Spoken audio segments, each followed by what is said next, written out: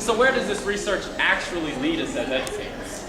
So far, we've viewed the following: very general definitions of constructivist philosophy, principles of STS teaching methods, and a brief overview of research pertaining to science, technology, and society. So then, let me take you with some specific classroom applications of STS.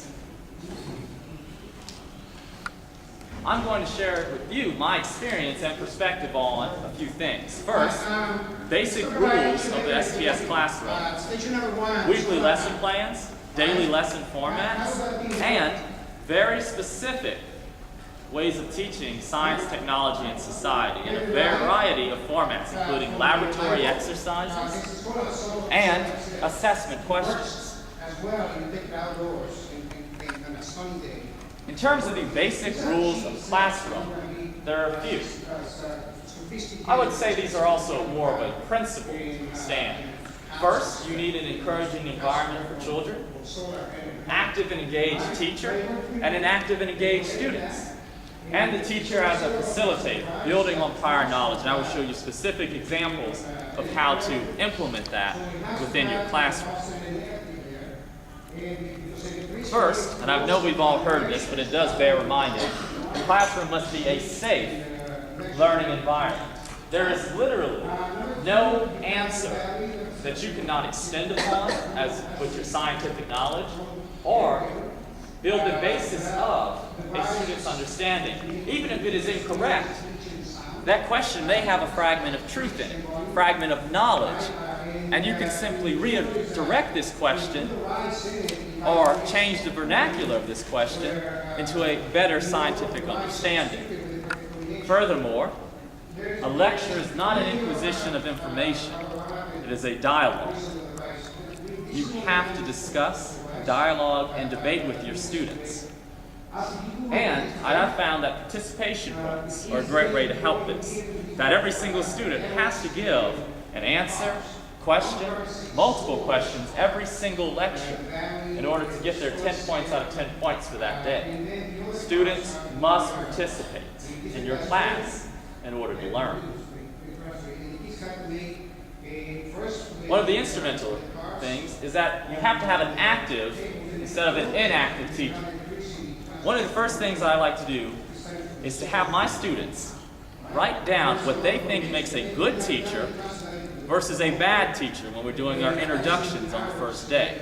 And I have to tell you that every single time, the common response, or the most common response into what makes a bad teacher can all be summarized with an inactive teacher. Not only I find an inactive teacher a bad teacher, but also a hypocrite. Because they expect the students to be engaged, to have motivation and desire for learning, but they themselves have no motivation or desire or do not demonstrate that wholeheartedly for their students. An inactive teacher, and I know we've all had them in elementary school, middle school, high school, college, even some graduate courses. An inactive teacher is one that takes a passive approach to the learning process. For example, they give busy work.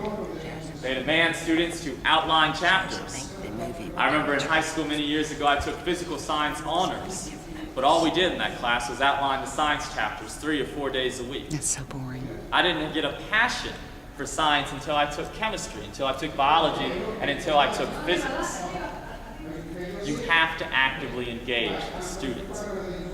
Furthermore, they may tell students to simply do their homework in class as a way to buy time or teach to the bell. But that's not actually teaching to when the bell rings. My basic idea is that if it's homework, it should be done At home. That my time is valuable, and it is the taxpayers' money and investment for their students. So every single minute of my 90 minutes under block scheduling should be used to teach my students, and in an active and engaged process. Or sometimes inactive teachers really don't mean to be so. They simply use passive learning techniques. For example, they may show a lengthy movie without any narration, put on an hour movie, even if it pertains to the subject, most students will fail to pay attention, especially in today's high-paced world of technology. Furthermore, if you show a movie without narration, the student is left to their own devices to get any inferences and may have the wrong idea, the more wrong framework, or simply the wrong understanding about what the video is trying to discuss or tell them. So I find that short videos, if you are going to show one at all, maybe 2 or 3 minute YouTube clip with narration, multiple pauses for understanding, is the only way to show this in your classroom without it being a passive learning technique. Or the teacher simply gives notes for copy. Here's the notes. Here's my lecture. I'm going to write them on the board. That is it. There's no contextual discussion. There's no impact on the larger society. There is simply no extension of that education and that learning beyond the classroom. Meanwhile, an active teacher is one that engages their student. As I've previously noted, it is so important, particularly when you have 90 minutes within the classroom, to engage the students, to actively engage the students. The first day in every class, I have one basic rule. I tell all my students, if I ever, at any point in time, unless it's to literally grab an ink pen or set a PowerPoint presentation or quickly fix something, I never go behind my desk. Every single moment, I'm in front of the class, discussing, debating, dialogue. If I go behind my desk, they are specifically told to report me to the administration. It's fun, and they're like, really, report you? I'm like, yes, because you won't find me behind my desk. You cannot teach from behind your desk. You cannot even manage your classroom. And one of my favorite things, if I may share it for a moment, is this, the Kumo board. The Kumo board is great for classroom management, and you can't use this behind your desk.